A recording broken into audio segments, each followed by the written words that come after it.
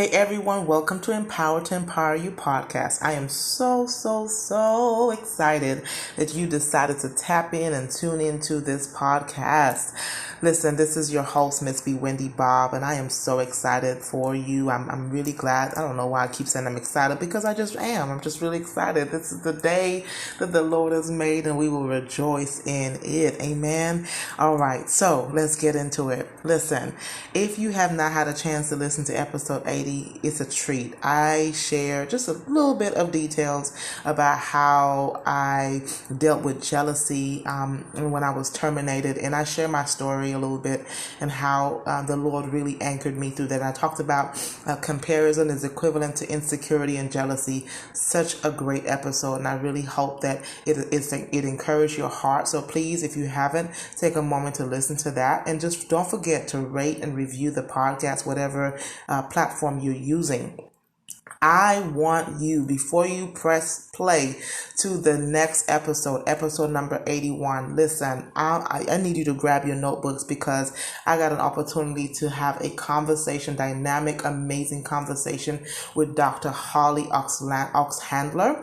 She's a social worker and a researcher, and I was introduced to her by a lovely individual whose name I will not mention, but I just really enjoyed talking to Dr. Holly as we just have a conversation about Christianity and mental health and what that looks like to incorporate Christianity in mental health work and why that's so important, why it's so dynamic, why it's so transformative. Such a great conversation. I really just I wanted to keep talking to her. Like I didn't even want to end the recording. I hope that I can have her back. But I really want you to listen to this episode and also take some notes, right? Write down your reflections. Talk to me. Tell me what you thought. I also have some links on her, on the episode as well, because Dr. Holly has a book coming out soon. So I cannot wait to really, for you to really experience that. I want you to support her. She has a book called, Soul Helper, Sacred Self, the Soul of the Helper. She also have a self-care for helpers guide. So however you're a helper, whether you're a caretaker, a nurse, a teacher, a first responder, a pastor, a counselor, a social worker, a parent, right? Like whatever way that you're helping other people, a coach, a mentor. She has a self-care for helpers guide, and there's so many other resources. So I'm going to put all the links in the podcast. And so just feel free, it's going to be a lot, but just feel free to access that so that you can connect with Dr. Holly. You can also connect with her on IG, Instagram at Dr. Holly Oxhandler, I believe, Oxhandler, but I'll put that information in the show notes. Listen, enjoy the episode, and I'll be back next week with an amazing episode. Have a great day. Bye.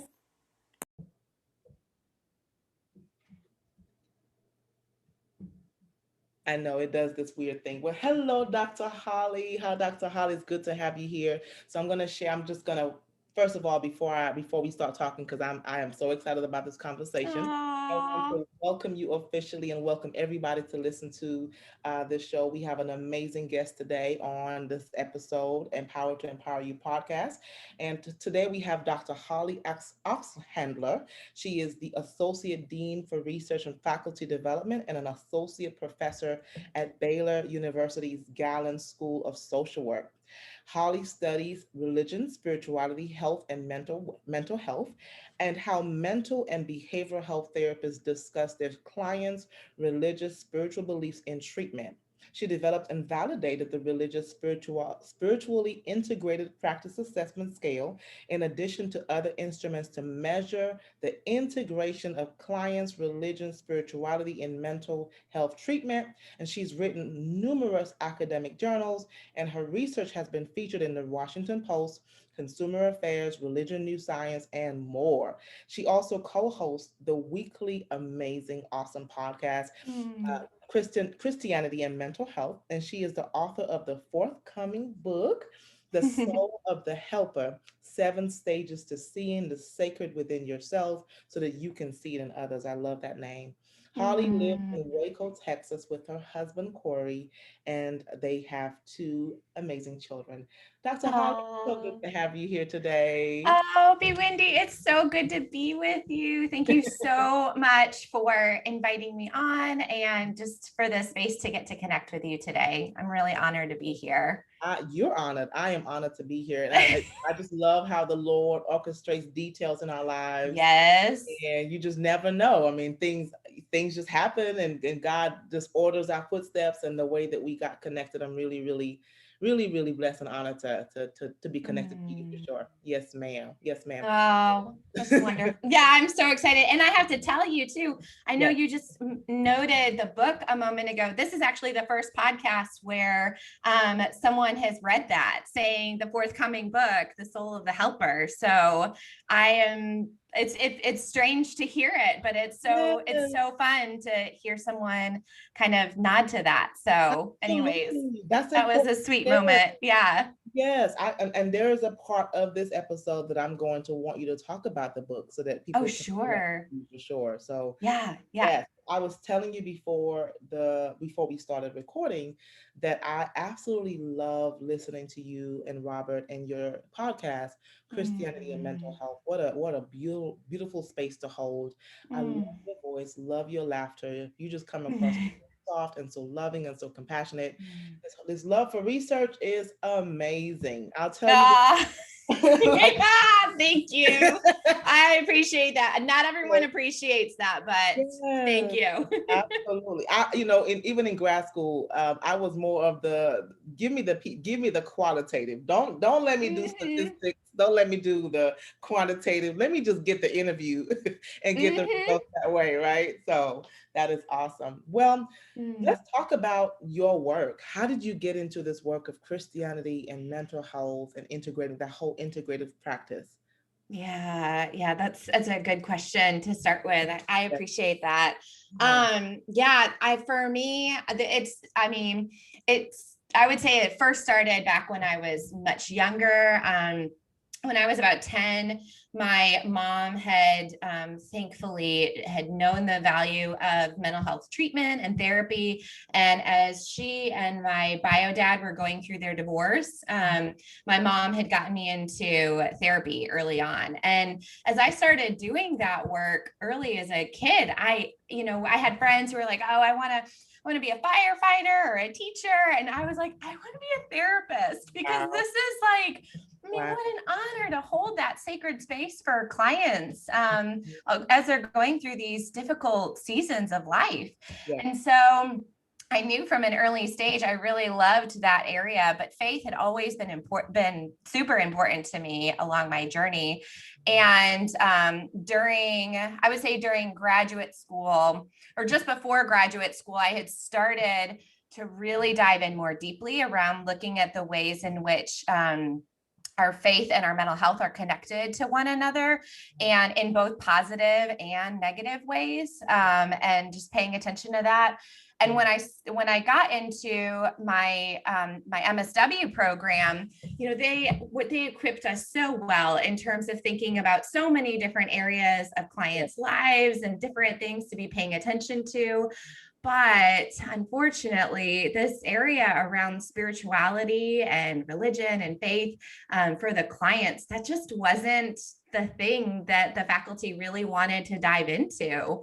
And so I kind of let go of wanting to go into mental health treatment and therapy and had decided, I think I just really want to jump in and do this work around the research Yeah. because I had actually, I forgot to mention this before I had started my MSW program. I was working with older adults with anxiety and depression. And Mhm. in that work, with older adults being the most religious cohort, they kept saying that this was an important area of their lives. But we weren't really taught on how to talk about it. So anyway, I dedicated my PhD work to this area and just dove in and have been really trying to understand this intersection and, what is it that is happening in the clinical space and how are we equipping social workers, but also counselors and Yeah. psychologists Yeah. and marriage and family therapists to pay attention to this area of clients' lives. And I could go into a million reasons for why that is, which I'm sure we'll talk about, but that's kind of what led me into this work. And it's just been like, I mean, this is just my life's work. This is what I have fallen in love and wanted to do with my life. I love how your work started at 10 years old. Like, oh gosh, that's yeah. crazy amazing, because you had a healthy narrative around therapy and faith Yes. since you were a child. And unfortunately, that's not the norm. You know, for a lot of people have really, really unhealthy narratives around going to speak to a counselor, or families that say, well, you need to only pray about it, or whatever happens in here stays in here. And so a lot of people grew up with this narrative that a therapist is a shrink. I don't go to shrinks. I don't even know where that word came from, but I don't go to shrinks.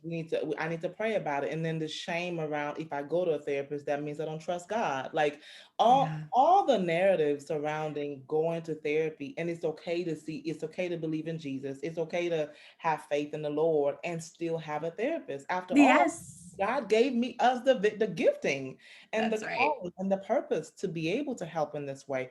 Throughout the Bible, bear each other's burdens, encourage each other, build each other up, edify each other. Like all of those scriptures point to validating the importance of counseling and incorporating faith. So I just love how that was a healthy narrative for you as a child. I appreciate that. Yeah. And I definitely, I really want to emphasize, I did hear those toxic narratives too. I mean, they were woven into different stages throughout my background and my history. But what really made the difference was that my mom saw the value of therapy, and this was back in the 90s, but she saw the value of it and doing her own work. And she really advocated for my sister and I to get that help and to have that space. And just having that connection with her changed everything.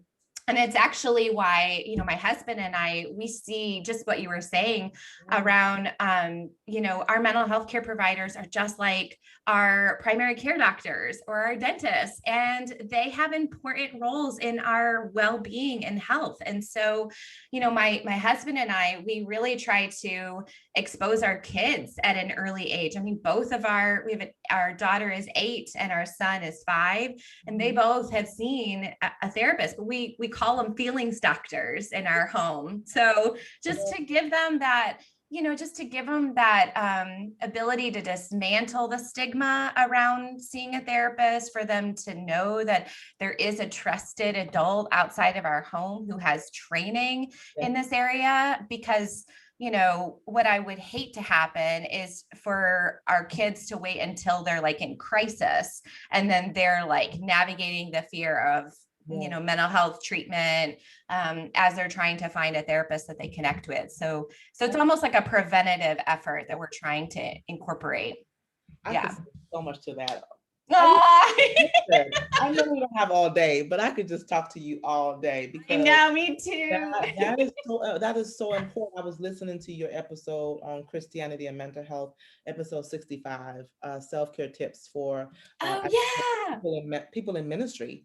And one of the things you mentioned was around therapy, and that it is like going to a PCP. It is like going to, we go for our teeth, we go for our physical, we go for different, why not go for our mind? And it's so funny, because I had a young man called, and he said in his conversation, he said, I just want to go see about my mind. I see a doctor for everything else. Why not see a doctor for my mind? That's right. I just thought that was so profound that he recognized that, right? Yes. Yes. Yeah. So that's so good. Not only are there unhealthy narratives around in families as a whole, but also it's not talked about in the church space, in the That's ministry. right. Yeah. Not always. Yeah. Yes. So let's talk about mental health and ministry. And I know that's a big, broad point.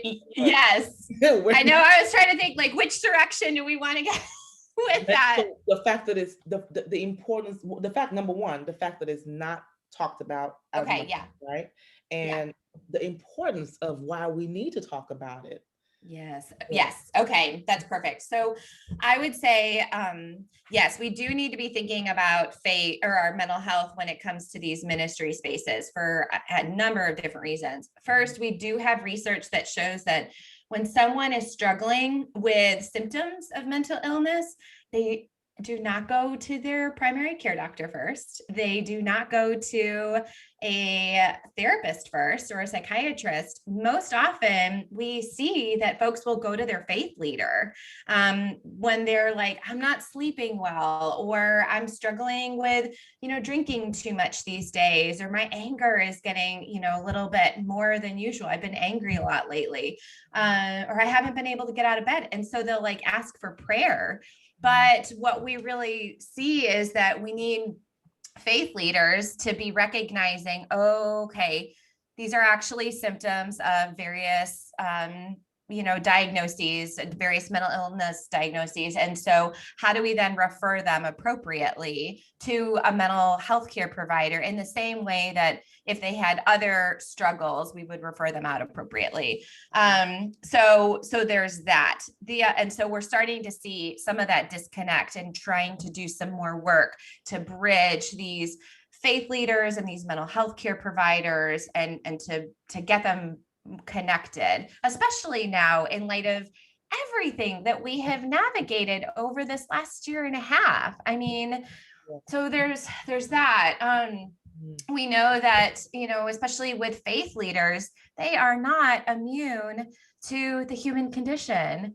And these faith leaders, they struggle with mental health issues as well, just as, we struggle with, we'll get strep throat or we'll have sinus infections. Like we struggle with mental health too. And that, seeing mental health as a spectrum where, we are really in this range between, health and well-being versus like illness and struggling. We're going to move across that spectrum at different stages of life, depending upon our wiring and what our family, what experiences our family have had in terms of their mental illness and diagnoses. And with regards to, the situations that we're in and the spaces and people we're connected to, the systems that we're operating within and the ways that those systems are putting pressure and causing a lot of harm too. So there's so many reasons to be thinking about mental health within ministry spaces. And, when I talk with faith leaders about this in particular, one of the things that I am most often, like when they ask me like, okay, what do we do? Like, what should we do?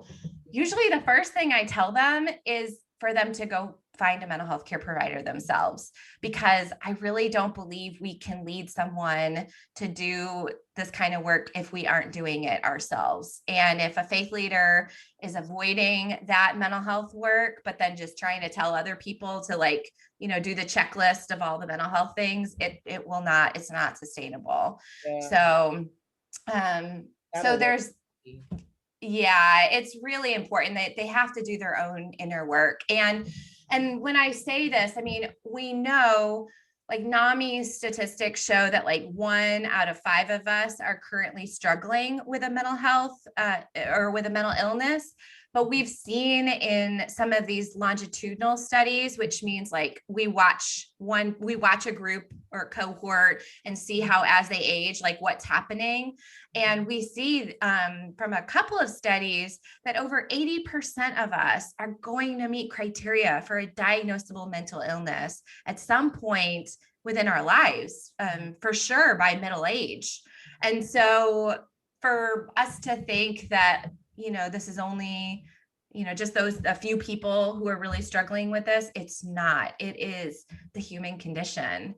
Yeah.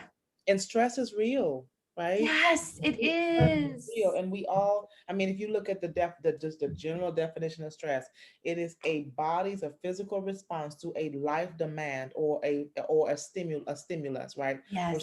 That's what triggers. So all of us respond to stress differently. And I mean, you know this more than probably more than I do. I mean, there's a fight response, a flight response, a freeze response.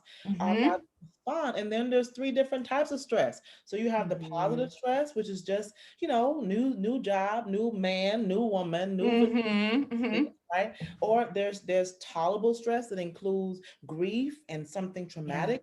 The difference is there's support usually to say you'll get through this, we're here for Yeah. you. And then there's toxic stress.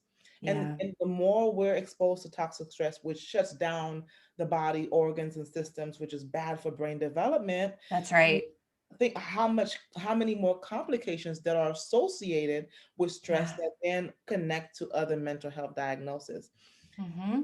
When you were talking about, there was something you said earlier that alluded to the why this is so important, and not just the Yeah. what. And that we'll talk about the how in a second. um, I thought about one of my favorite words that I use with my clients is protective factors, right? Because every Mm-hmm. client comes with risk factors, every one of them. We That's can right. talk about risk factors all day. Yeah. But and it's okay for us to be aware of the risk factors to them, to their Mm-hmm. mental health, whether it's anxiety, depression. But I'm looking for what are the protective factors, right? What are the things Yeah. that are contributing to positive outcomes? What are the things that are Mm-hmm. contributing to resiliency? Mm-hmm. And all of our clients come with those. And our Yeah. job in therapy is to build on that. And Mm-hmm. faith, Yeah. spirituality, of Yeah. course, I provide Christ-centered counseling for people who are believers in Christ. Um, Mm-hmm. and I know that means something different to other people, right? Right. Right. Right. Right. Yeah. But this is just what Bewindi Bobb. Yes. But faith is a huge protective That's factor. right. In, Yeah. I mean, how it provides, how do we find meaning Yeah. in tragedy Yeah. without that, right? And That's so right. That's um right. yeah, feel free to speak to that. Yeah, no, I mean, you're absolutely right. I love that you pay attention to this area as you think about the protective factors because which I just love that you highlight the protective factors and the risk factors, and like it is certainly there in our clients' lives. But I hope that the listeners are hearing this as like this is all of us too. Like we all have protective factors Yes. and risk factors as we are navigating this life, Mhm. and so what we see in the data is that when mental health care providers, when they ethically and effectively integrate clients' faith into mental health treatment, when they ask them, do you want to talk about your faith as it relates to the work that we're doing together? And how is your faith woven into your clinical circumstances or situations or presenting issue? When the therapist holds space for that, obviously without imposing their belief, because ethically, like we don't want to be like we're not pastors or faith leaders. We don't want to be imposing our faith, but we want to hold that space for whatever the client believes in. When we do that, we see that clients get better faster, that we see that by honoring this area of intersectionality, by honoring this area of their culture and their coping strategies, they get better they get better faster than if we were to just cut it out and say we're not going to go there and just only focus on everything except that, because then it just becomes the elephant in the room, and we want to pay attention. I mean, now I'm going to go on my soapbox, but No, but I'm going with you. but this is, I mean, and this is why a big part of why I'm doing this work with mental health care providers is because we do have to pay attention to that power differential between the therapist and the client. And a lot Yes. of times what we've seen in studies is that clients, they don't know if they can talk about this topic. They think it's taboo. They think that, they were brought up recognizing there are some topics that you just don't talk about. And so really it is on the therapist or the mental health care provider to say, hey, if this is important to the work we're going to do together, like it belongs in this space. So feel free to talk about it. And so And I also think about this as, part of my training is around evidence-based practice.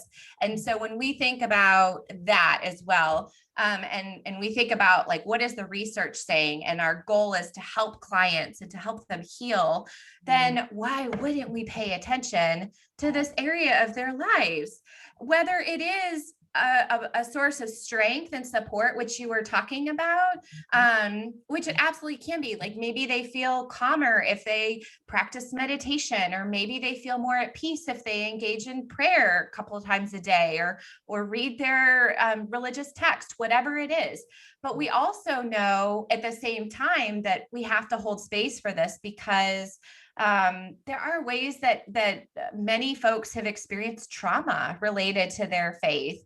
And you kind of talked about that earlier when you were saying those messages around like, don't talk about it, or keep it, just keep praying, or just close it in. Like that can be traumatic. But we also know there are lots of other ways that folks have experienced trauma within their faith communities, unfortunately. And so creating a space as a therapist, creating a space for your client to be able to bring those times that they were hurt by their faith community, or when they were wrestling with like, where is God in all of this? Like all of that belongs in that therapeutic setting.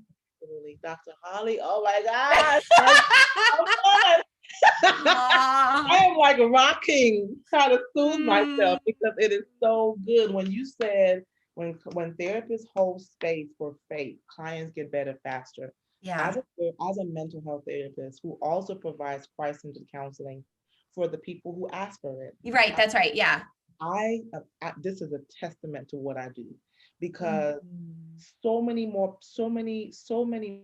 if I could say like that, so many clients are coming forward and they have gone to therapy. Maybe they have, or maybe they haven't. Some of them have, but they know there's something different. They know that they've reached the capacity, they've reached that threshold in that with their therapist. No shame, no shade. Yeah, right. That's right.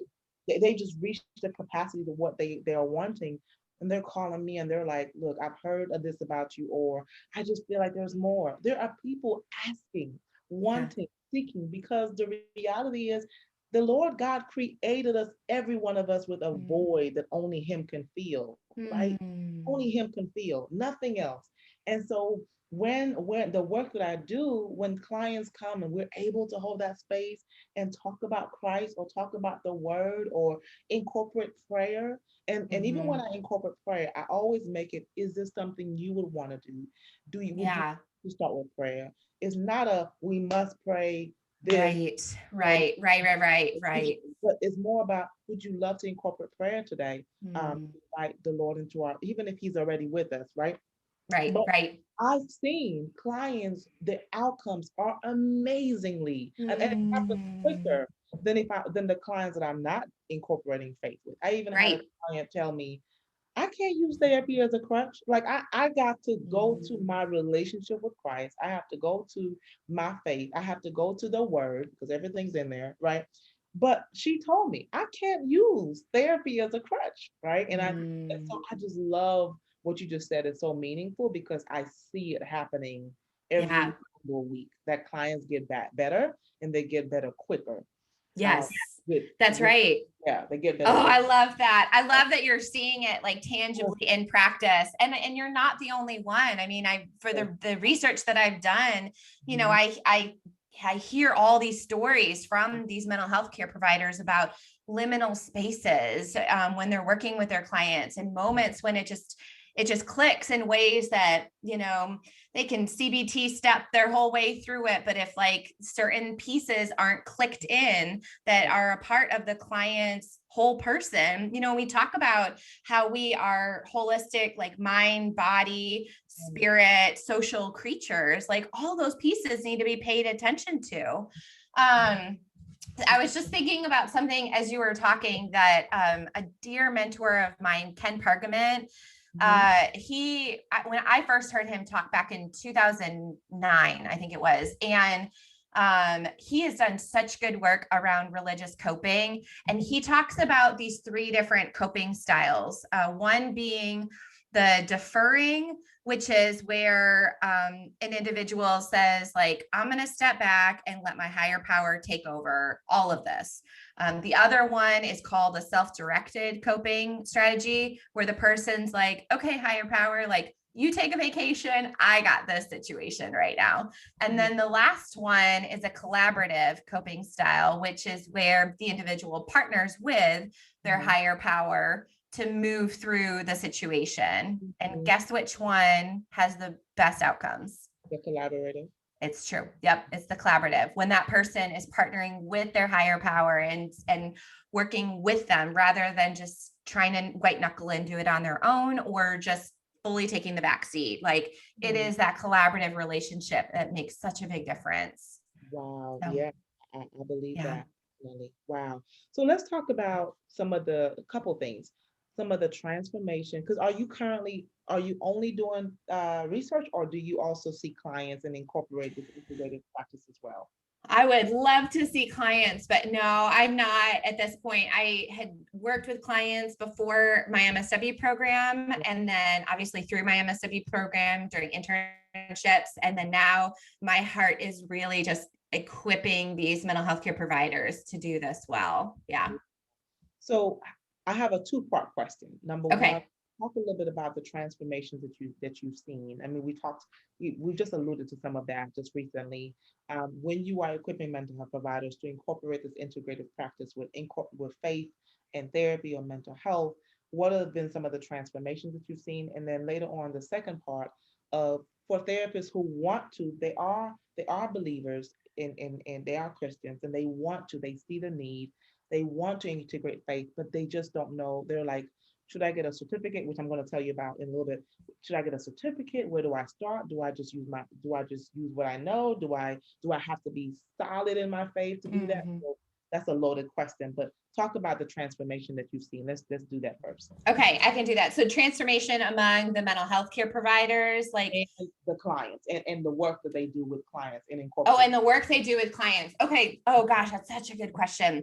So, okay, so I will say this. We actually just received some funding from the John Templeton Foundation, and there's like 4 big parts to it. One of the big parts to that is going to be looking at the work specifically between the therapist and the client. As the therapist gets more training, what's happening between them. And your listeners can't see my hands, but I'm like, I'm like doing these little bridges. Yeah. With my hands. So, and the reason that I say that is to note that, like, there really has not been a ton of research that has looked at, as therapists are trained more specifically around this area, like, how is this, like, what is that link with the clients? We do see what I mentioned before around how when we use interventions that are very much tailored to integrate the client's faith, we see that transformation in terms of them getting better faster. We see the data showing that their depressive symptoms, their anxiety symptoms, they drop much more quickly, and they stay at a lower level than when that area is just not at all integrated. I think I hear stories from therapists when they are telling me about, in some of the qualitative data, which I know you said that's your jam. Yeah. I love it. I love it. So in a lot of those open-ended responses, we will see folks talk about how there is no way they could do this therapeutic work if they didn't integrate the client's faith. Like, there's just no way to really help the client as a whole human being if that area of their lives is just not considered or ignored. And so I see a lot of that. And I also see what's really interesting, and I was wondering if this is where you were going with the question before, is that there's transformation that's happening within the therapist too. And that's what I'm seeing. Like, that's what I'm seeing in the data, is that the therapists, as they are doing this work with clients, there is like a transformation within themselves to be able to hold that space. I mean, that's work as a provider, to be mindful of what you believe in and hold on to that while still holding space for whatever the client believes in. And that work seems to be doing some transformation in the mental health care providers. Oh, that makes a lot of So sense. Yes, yes, yeah.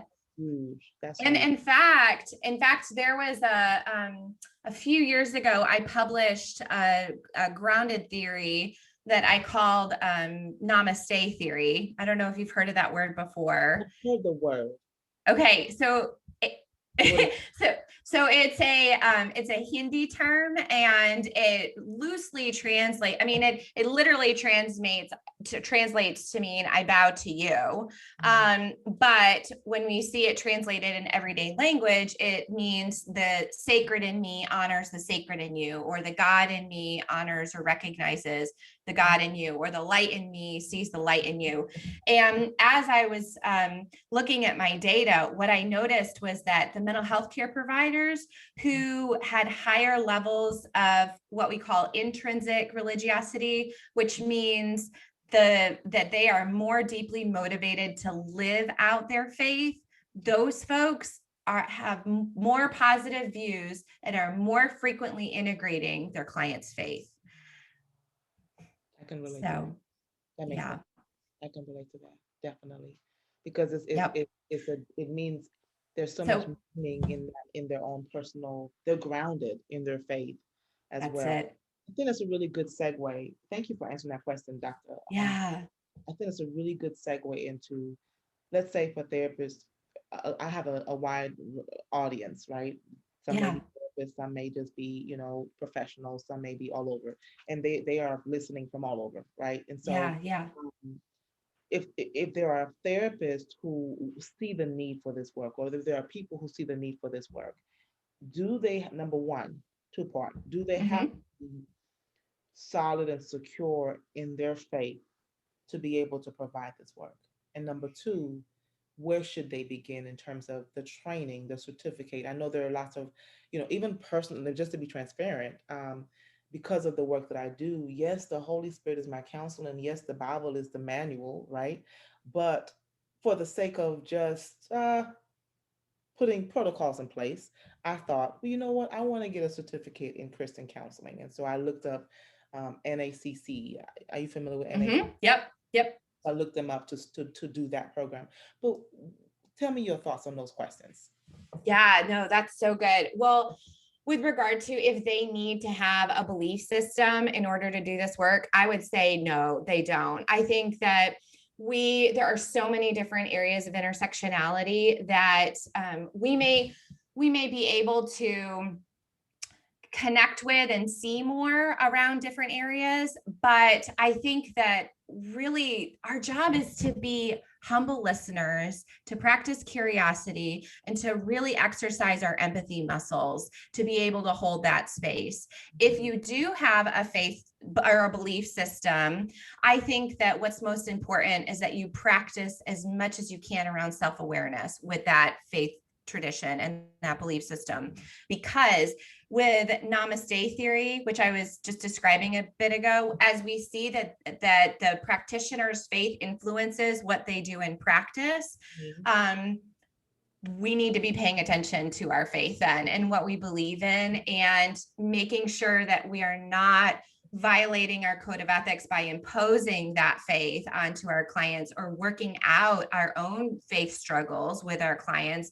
But that, as you mentioned, we really need to be deeply grounded within what we believe in, whatever it may be. And know that, and just I would say in some ways trust the journey for that other individual that you're working with and their faith journey, and to just hold that space as they are navigating that.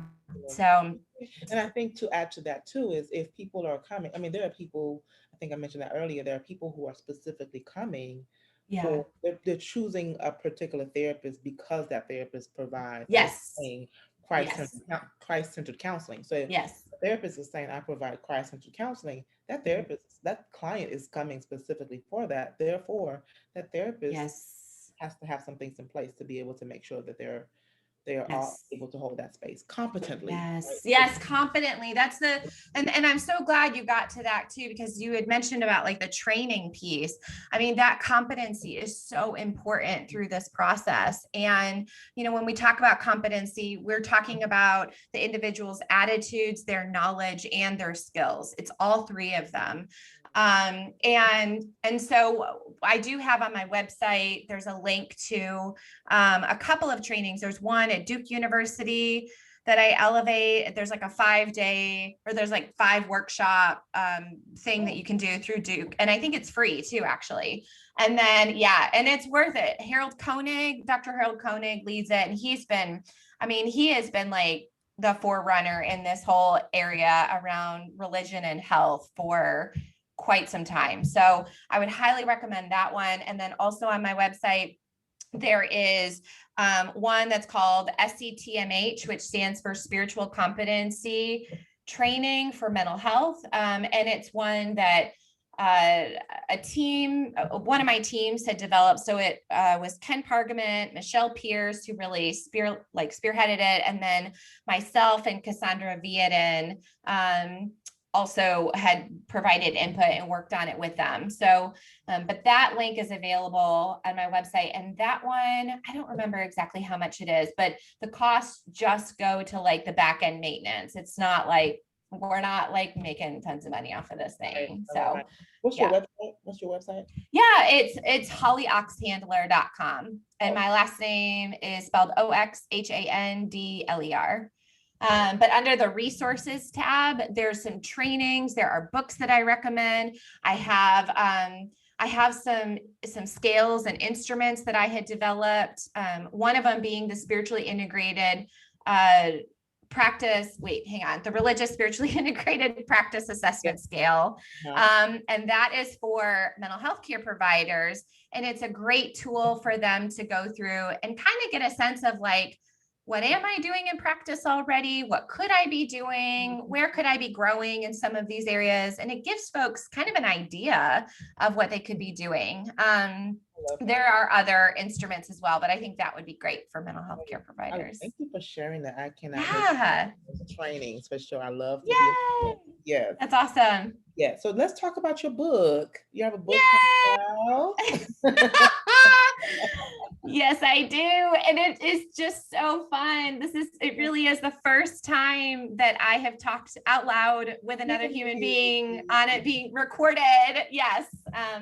So, I mean, aside from my husband hearing about it all the time and, but it's coming out in January.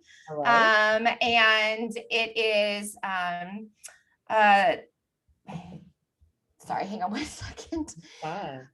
So the book, it's called The Soul of the Helper, 7 stages to seeing the sacred within yourself so you can see it in others. Templeton Press is publishing it. And this book is it's a culmination of the last 12 years of research that I've done looking at this intersection of faith and mental health, but not just for mental health care providers. The book is really being written for helpers in general. So taking these principles and understandings around namaste theory, which I already talked about, and just this intersection in general, and really inviting us as everyday helpers, whether mental health care providers or nurses or family members or faith leaders or teachers, I mean, on and on. How do we pay attention to this intersection in our own lives as we go out to help and serve other folks? So I am oh my gosh, I am so excited for this book to be coming out. You have to let me know when it's out for sure. So absolutely. I mean, it is up. It is up on Amazon now. Like it's available for pre-order now. Nice. Okay. So you'll give me offline. You'll give me that so I can. Yes, for sure. Sure. Yes. Oh my gosh.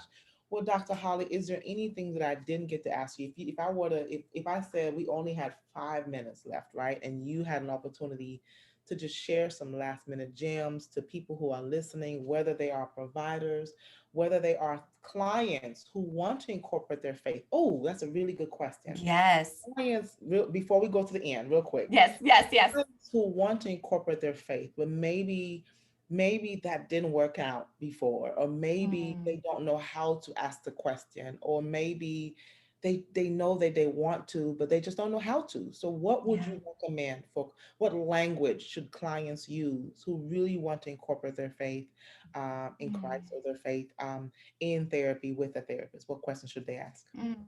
Gosh, that's such a good question, Bewindi. And that is like, I mean, that's part of the reason I wrote this book, is because I want to empower Yes, clients. I mean, yes, going back to your podcast title, I yes, want to yes. empower clients to recognize that if this is an important area of their lives, they Mhm. have every right to say, this is important to me and I want to talk about it. And so I would say that I would hope and pray that clients would not allow that fear or shame to trickle in, and for them to literally just tell the therapist, this is an important area of my life and I would really like to include it as we talk through my situation.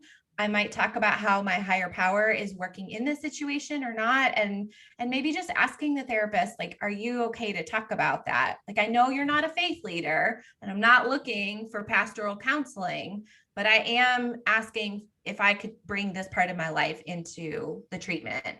And I would say that if the therapist says yes, then wonderful. That's Yes, so good.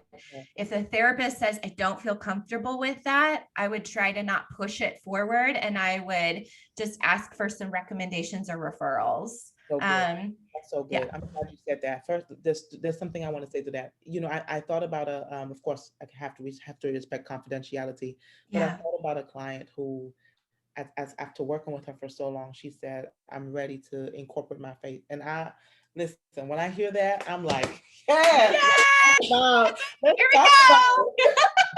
It's I awesome. do think it's so important for clients to know and to be empowered to know that they Yeah. can, in so many words, I'm going to say this jovially, but they can fire their therapist. That's They right. they can decide, okay, this is not working for me. You know what? Thank you so much for the work that you've done with me. I really want to move forward to get what I need at this That's point. right. And a That's lot of right. people don't know how to have that conversation. They I don't have the know. boldness to be able to say, okay, this, what, Lim, can I have some recommendations, or can we move towards termination because I need to Yeah. find more. So I'm glad that you shared that for sure. Oh yeah, it's so important. I mean, just like with any other area, if your primary care doctor wasn't meeting your needs or wasn't listening to you, or if your, I don't know, podiatrist Yeah. was, not taking care of you in the way you needed to be cared for, Yeah. you would let them go. The nice thing, I mean, I don't want to say the nice thing, but we've learned a lot through COVID,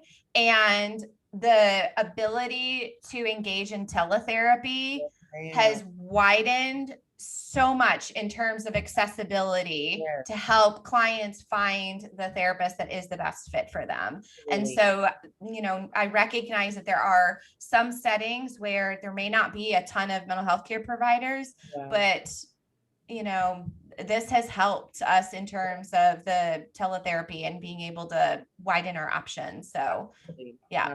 My practice is 100% telehealth. So absolutely.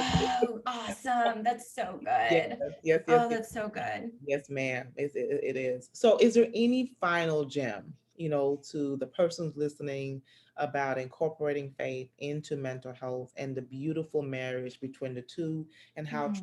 transformative that is for people, for all of us? Any last gems that you have to share? Yeah. Oh gosh. Well, first, Bewindi, I want to thank you so much for having me on the show. I do want to say that before we wrap up. This really has been a gift. I would say to anyone listening, more than anything, I hope you hear from me through this podcast or through this conversation that you are absolutely wholeheartedly worth caring for to the best of your ability, to be able to receive the help that you need around your faith and your mental health, to heal, the pain, the trauma, the wounds that each of us carries, and through the human condition.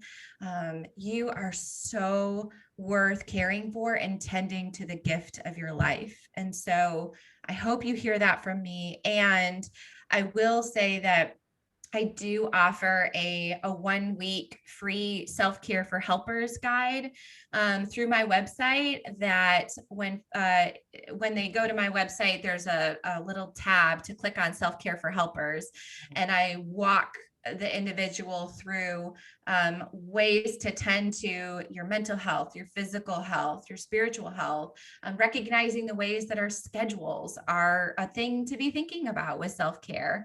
And then when they sign up, they also get my monthly newsletters that include resources on this intersection of faith and mental health. So I hope that feels like a tangible takeaway for listeners, but I do hope they really do hear me say that that they are beloved, that they are worth caring for, and that their life is a gift. And I'm grateful for their presence. So. Absolutely.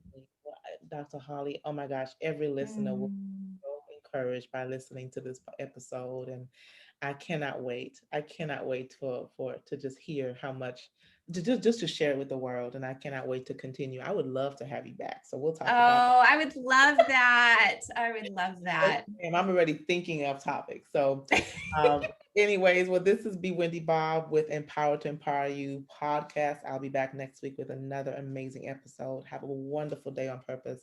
Talk to y'all soon.